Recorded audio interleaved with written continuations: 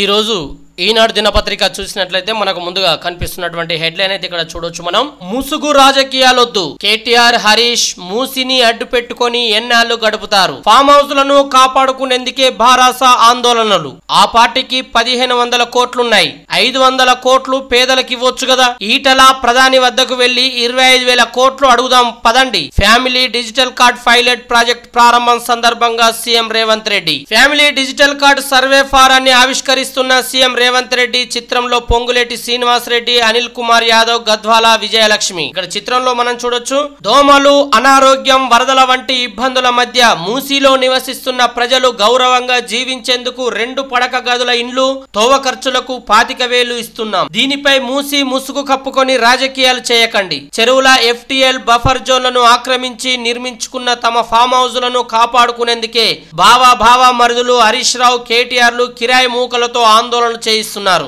వారికి సబితమ్మ వంత పాడుతోంది. వెనకున్న KVP కూడా ఆమెను రక్షించలేరు అంటూ ముఖ్యమంత్రి రేవంత్ రెడ్డి నిప్పులు చెరిగారు. సికింద్రాబాద్ హాకీ గ్రౌండ్స్ లో గురువారం family digital card pilot project సర్వేను ప్రారంభించిన సందర్భంగా ఆయన విపక్షాల తీరుపై మండిపడ్డారు. ఇసుక అక్రమ రవాణా కట్టడిలో వైఫల్యం, 3 CIలు 13 మంది SIలపై వేటు. ఇసుక అక్రమ రవాణాను నియంత్రించడంలో విఫలమైన పోలీసులపై ఆ శాఖ ఉన్నతాధికారులు చర్యలకు ఉపక్రమించారు. మల్టీ జోన్ 2 పరిధిలోని 9 జిల్లాల్లో ఇందుకు బాధ్యులను గుర్తించి వారిపై వేటు వేశారు. 3 CIలు 13 మంది SIలను వేకెన్సీ రిజర్వ్ VR లో పెడుతూ జోన్ IGP వి సత్యనారాయణ గురువారం ఉత్తర్వులు జారీ చేశారు. ఈ జాబితాలో సంగారెడ్డి రూరల్, తాండూర్ టౌన్ ఇన్స్పెక్టర్లతో పాటు వీపనగండ్ల, బీజనపల్లి, తెలకపల్లి, బంగూరు, ఉప్పనూతల, సంగారెడ్డి రూరల్, పెద్దేమూల్, యాలాల్, తుంగతుర్తి, ఆత్మకూరు, పెహన్పాడ్, వాడపల్లి, ఆలియా SIలు ఉన్నారు. సమగ్ర విచారణ అనంతరం ఈ వ్యవహారంలో ప్రత్యక్ష పరోక్ష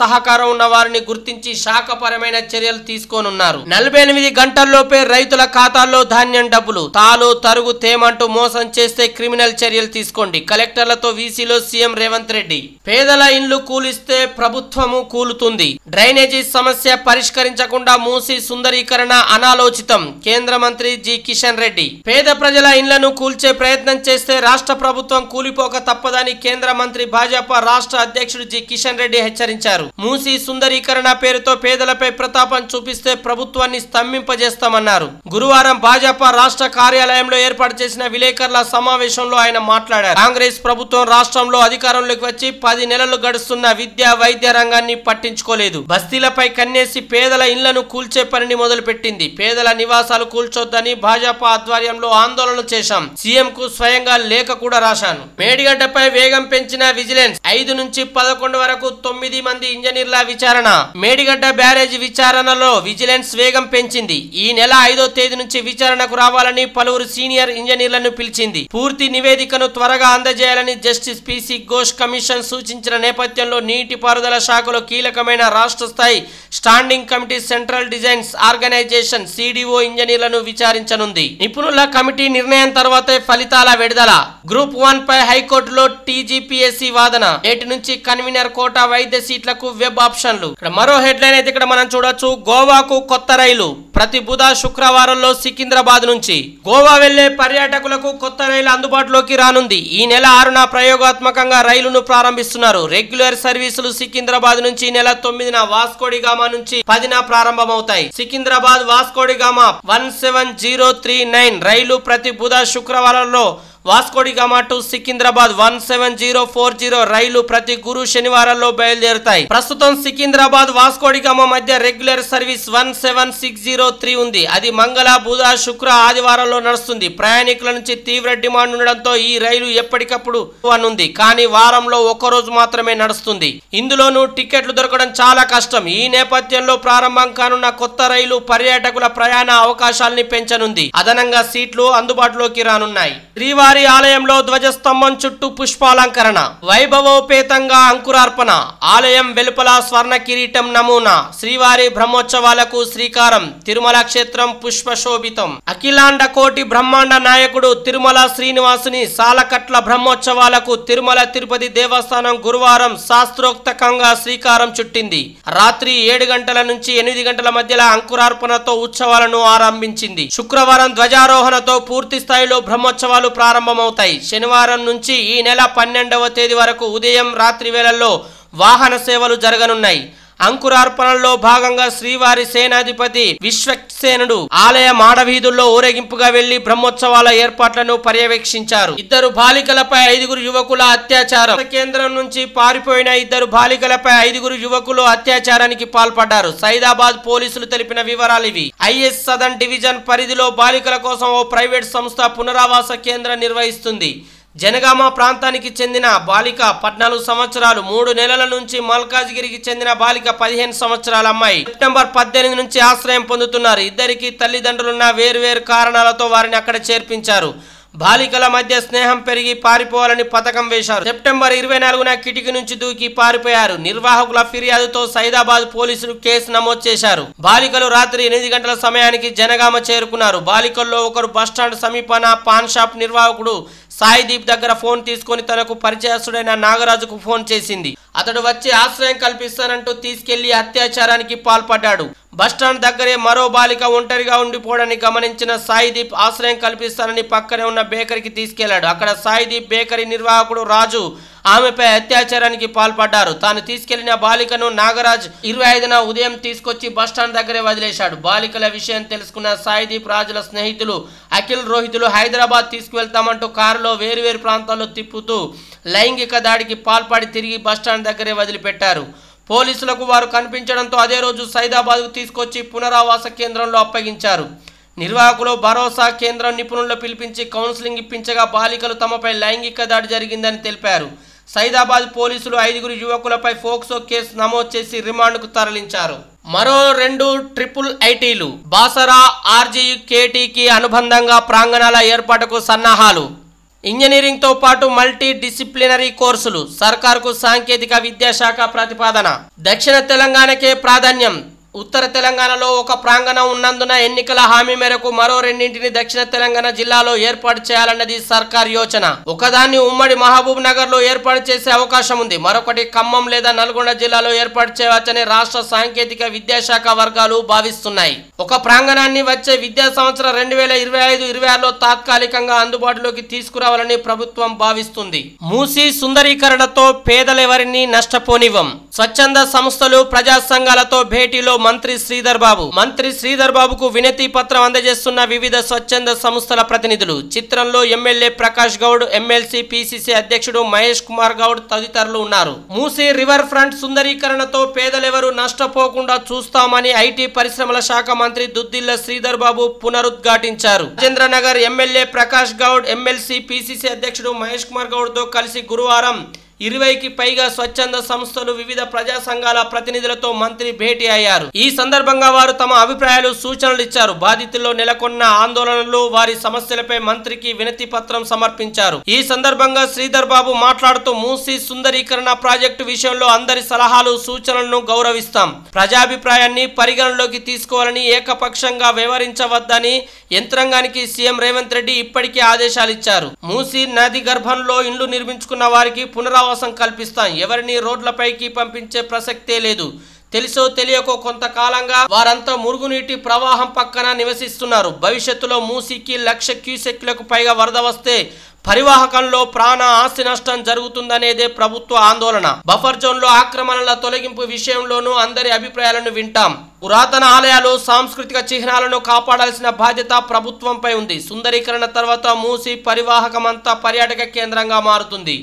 వేలాది మంది స్థానికులకు ఉపాధి దొరుకుతుంది. ఎవరు రెచ్చగొట్టినా, ప్రలోభ పెట్టాలని చూసినా ప్రజలు ఆవేశాలకు పోవద్దు. రాజకీయంగా వాడుకోవాలని చూసే వారితో నష్టపోవడం తప్ప ఒరిగేదేముండదని వివరించారు. మీ మనోభావాలను దెబ్బతీయడం నా ఉద్దేశం కాదు. నా వ్యాఖ్యలను బేషరతుగా ఉపసంహరించుకుంటున్నా. సినీ నటి సమంతను ఉద్దేశించి ఎక్స్ లో మంత్రి కొండా సురేఖ, భారస కార్యనిర్వాహక అధ్యక్షుడు కేటీఆర్ ను విమర్శించే క్రమంలో సినీ పరిశ్రమ గురించి చేసిన వ్యాఖ్యలపై అటవీ శాఖ మంత్రి కొండా సురేఖ స్పందించారు. మహిళల పట్ల ఓ నాయకుడి చిన్న చూపు ధోరణిని ప్రశ్నించడమే తన వ్యాఖ్యల సారాంశం తప్ప సినీ నటి సమంత మనోభావాలను దెబ్బతీయడం కాదని అన్నారు. తన వ్యాఖ్యలను బేషరతుగా ఉపసంహరించుకుంటున్నట్లు ప్రకటించారు. గురువారం హనుమకొండలోని నివాసంలో మీడియాతో మాట్లాడారు. అనంతరం ఎక్స్ లోని ఈ విషయంపై వివరణ ఇస్తూ పోస్టు పెట్టారు. కొండా సురేఖపై క్రిమినల్ పరువు నష్టం దావా. మంత్రి కొండా సురేఖ చేసిన వ్యాఖ్యలపై సినీ నటుడు నాగార్జున గురువారం నాంపల్లి కోర్టులో క్రిమినల్ పరువు నష్టం దావా వేశారు. ఆమె తమ కుటుంబ గౌరవాన్ని ప్రతిష్టను దెబ్బతీసేలా నిరాధార వ్యాఖ్యలు చేశారని ఆమెపై చట్ట ప్రకారం చర్యలు తీసుకోవాలని పిటిషన్ లో కోరారు. తెలుగు సినీ చరిత్రలో తన తండ్రి అక్కినేని నాగేశ్వరరావు పాత్ర ఎంతో కీలకమని ఆ వారసత్వాన్ని తన కుమారుడు కొనసాగిస్తున్నామని తెలిపారు. మండిపడిన చిత్రసీమ. మంత్రి కొండా సురేఖపై వెలువెత్తిన నిరసనలు. అనుచిత వ్యాఖ్యల్ని సహించబోమన్న తారాలోకం. ముక్త కంఠంతో వ్యతిరేకిస్తున్నాం. మహిళా మంత్రి చేసిన అవమానకర వ్యాఖ్యలు చాలా బాధించాయి. చిత్ర పరిశ్రమకు చెందిన సభ్యులపై ఇలాంటి మాటలు దాడుల్ని మేమంతా ముక్త కంఠంతో వ్యతిరేకిస్తున్నాం. వార్తల్లో నిలిచేందుకు ప్రముఖుల్ని, సినీ కుటుంబానికి చెందిన వ్యక్తుల్ని లక్ష్యంగా చేసుకుని మాట్లాడడం సిగ్గుచేటు. రాజకీయాలతో సంబంధం లేని వ్యక్తులు, మరీ ముఖ్యంగా మహిళలపై ఇలాంటి ఆరోపణలు చేసి దిగజారొద్దు. సమాజ అభివృద్ధి కోసం నాయకుల్ని ఎన్నుకుంటాం. ఇలాంటి వ్యాఖ్యలు చేసి స్థాయిని తగ్గించుకోకూడదు. గౌరవప్రదమైన స్థానాల్లో ఉన్న వాళ్ళు ఎంతో మందికి స్ఫూర్తిగా నిలవాలన్న చిరంజీవి. దేశానికంతటికి వంట నూనెలు అందిస్తామన్న తుమ్మల. కేసీఆర్ కనిపించడం లేదని ఫిర్యాదు చేయాలన్న సురేఖ. ప్రమాణ స్వీకారోత్సవ సభలో మాట్లాడుతున్న మంత్రి తుమ్మల. చిత్రంలో మంత్రులు సురేఖ, పొన్నం.